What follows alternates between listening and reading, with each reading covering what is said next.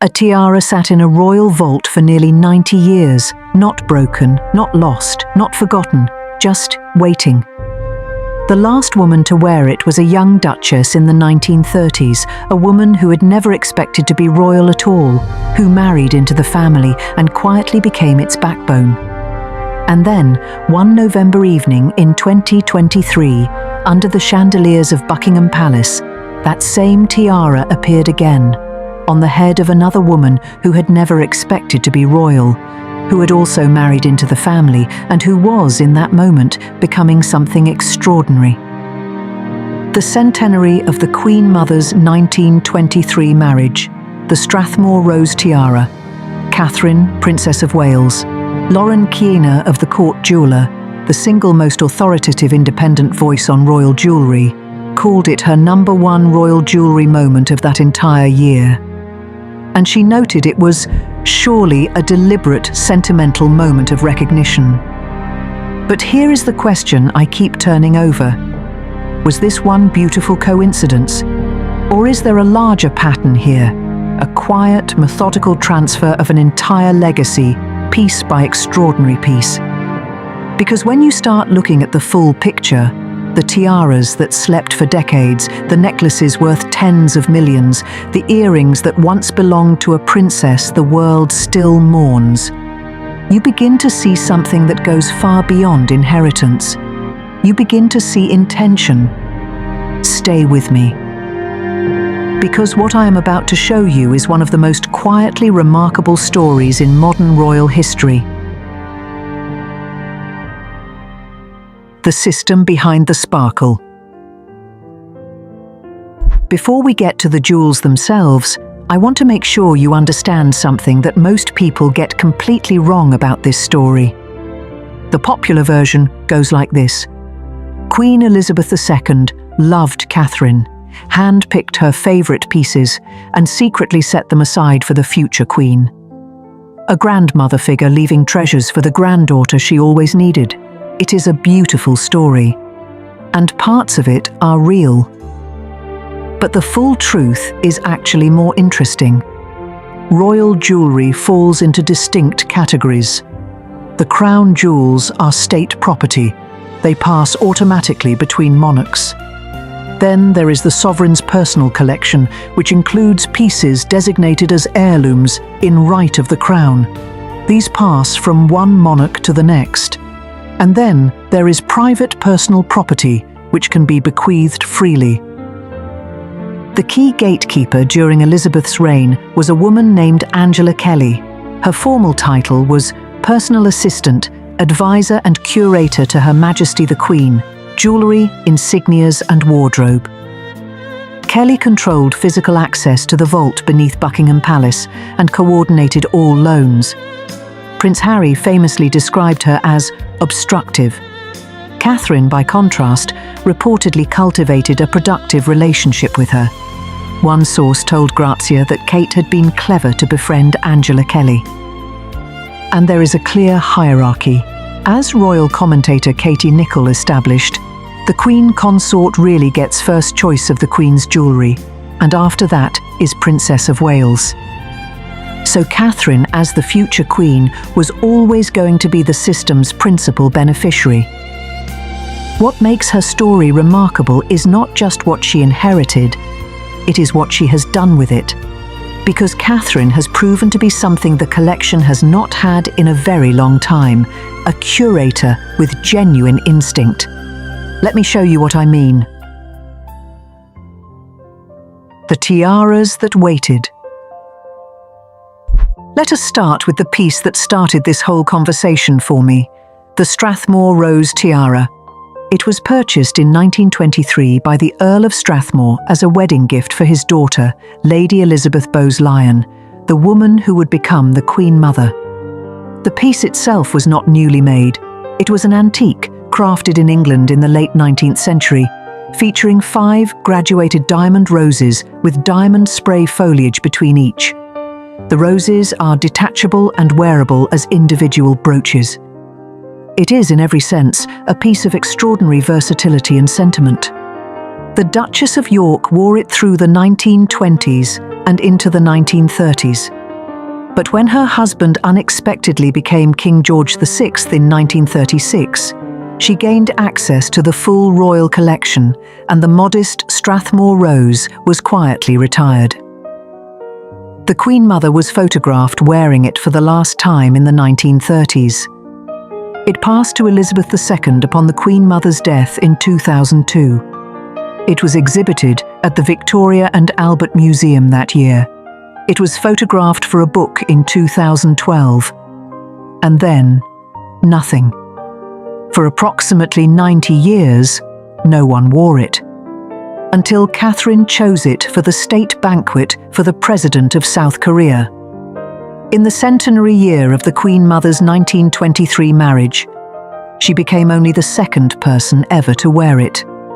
Now consider the Cartier halo tiara, the one the world watched Catherine wear on her wedding day in 2011. Made by Cartier's London workshops in 1936, purchased by the Duke of York for his wife Elizabeth.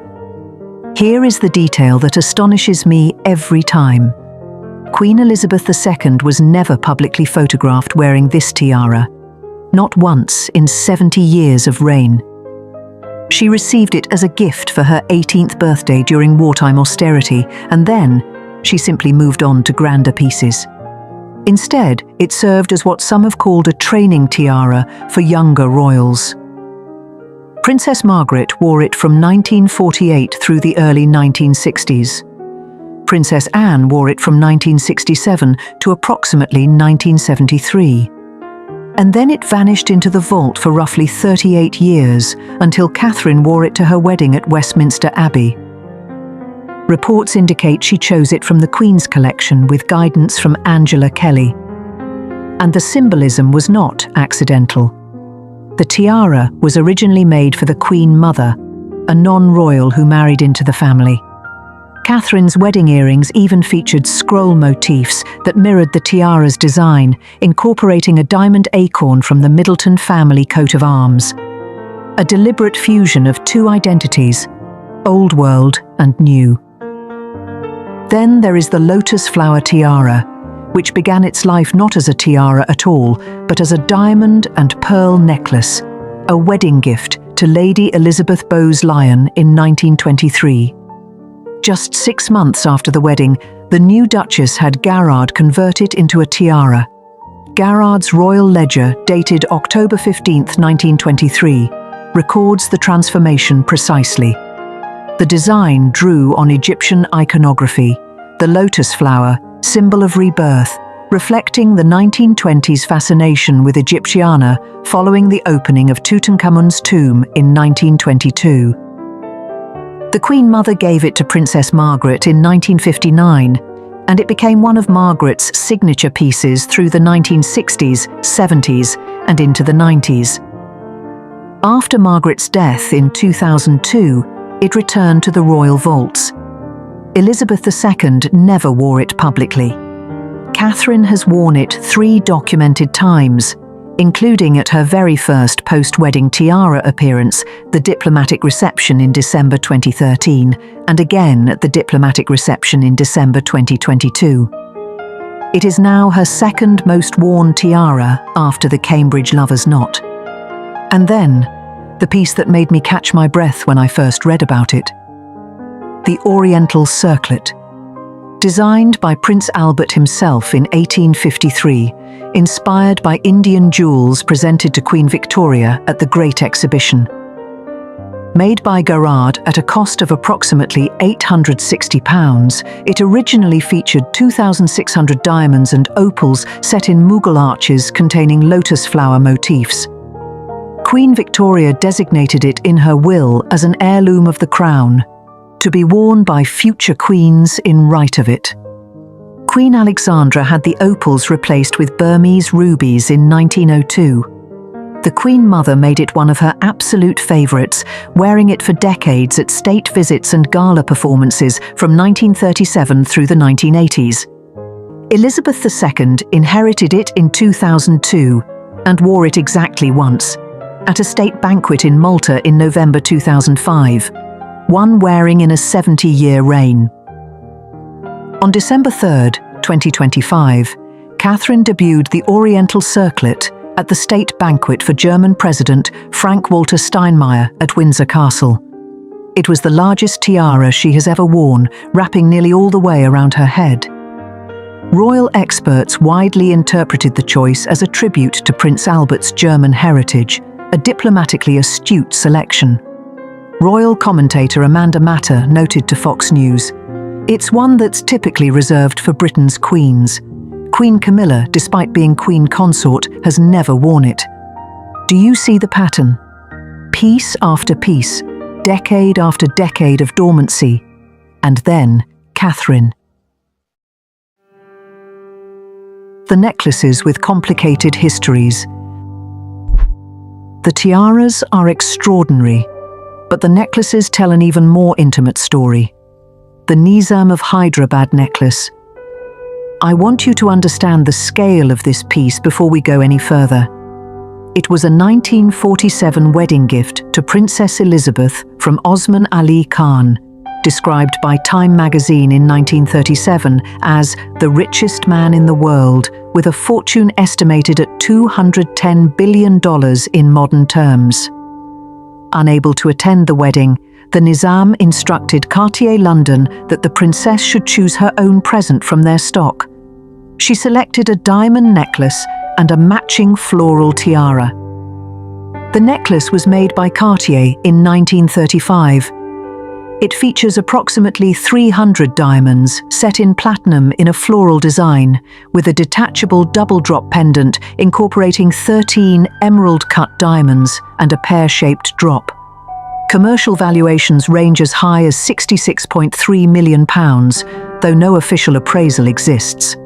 Elizabeth wore it frequently in her early reign. It appears in the iconic Dorothy Wilding photographs of 1952 that graced British postage stamps for nearly 2 decades. Catherine has worn it twice, and she remains the only royal besides Elizabeth to have worn it, a fact widely interpreted as a signal of the Queen's trust and approval. Then there is the Japanese pearl choker. The pearls were a gift from the Japanese government, likely during Elizabeth's 1975 state visit to Japan. The Queen commissioned Garrard to set them into a 4-strand choker with a curved diamond clasp around 1980. It is notably the only choker-style necklace the Queen ever commissioned. Here is an intriguing detail. Princess Diana wore the choker publicly before the Queen ever did. At a 1982 Hampton Court Palace dinner during a Dutch state visit, paired with Queen Mary's lover's knot tiara. The Queen's first documented public wearing came in November 1983. Catherine has worn it at least 9 documented occasions since 2017. At Prince Philip's funeral, at Queen Elizabeth's state funeral, at King Charles's Scottish coronation, at Commonwealth Day 2025. It has become, in Catherine's hands, a piece of profound institutional gravity, worn at the moments that matter most. And then there is Queen Mary's Art Deco diamond choker, originally a choker necklace worn by Queen Mary in the 1930s, later appearing as a bracelet in Norman Parkinson's 1975 portraits of the Queen Mother. Elizabeth II inherited it but never wore it. Catherine has worn it as a bold wrist piece at 6 or more events since October 2015, including her first state banquet and the 2026 BAFTA Awards. The earrings that bridge generations. If the tiaras represent legacy and the necklaces represent trust, then the earrings represent something more personal still. The Queen Mother's sapphire and diamond fringe earrings. Art Deco pieces featuring a round diamond stud connected to an emerald-cut sapphire framed by diamonds, with 5 diamond and sapphire fringe strands creating elegant movement. The Queen Mother wore them from the 1960s onward. After her death in March 2002, they entered the vault. Elizabeth II, who had plenty of sapphire options in her own collection, never wore them. The gap, from 2002 to Catherine's first wearing in October 2015, is 13 years. Catherine debuted them at the 100 Women in Hedge Funds Gala at the Victoria and Albert Museum on October 27, 2015. She has since worn them at the 2019 Trump State Banquet, the 2021 Together at Christmas Carol Service, the 2023 Coronation Reception, and the 2026 Nigerian State Banquet. Then there are the diamond frame earrings, Catherine's quiet workhorses. The court jeweler states plainly, "We don't know any specific provenance information about the earrings. Queen Elizabeth wore them on only a handful of occasions. Catherine adopted them from November 2016 and has since made them her most versatile earrings, wearing them for everything from Trooping the Colour to state banquets, portrait sessions and royal weddings. But the earrings that carry the most emotional weight are not from the Queen at all. They are the Collingwood pearl earrings, and they were Princess Diana's personal property. A wedding gift from Collingwood Jewellers to Lady Diana Spencer in 1981. Diana wore them extensively, often pairing them with Queen Mary's Lover's Knot tiara to create what some described as a married parure effect. She wore them on her wedding day as part of her going-away outfit, at the famous 1985 White House dinner, throughout royal tours. Her last documented wearing was in 1994. After Diana's death, the earrings passed to her sons as part of her personal estate. Prince William gave them to Catherine, who first wore them in July 2017 at the Spanish State Banquet, approximately 23 years after Diana last wore them. Catherine has since recreated Diana's iconic Collingwood and Lover's Knot combination multiple times. In her 2022 40th birthday portraits by Paolo Roversi, she wore 3 Diana pieces simultaneously: the Collingwood earrings, Diana's sapphire engagement ring, and Diana's 3-row pearl bracelet. That is not coincidence, that is a statement. What the experts actually say.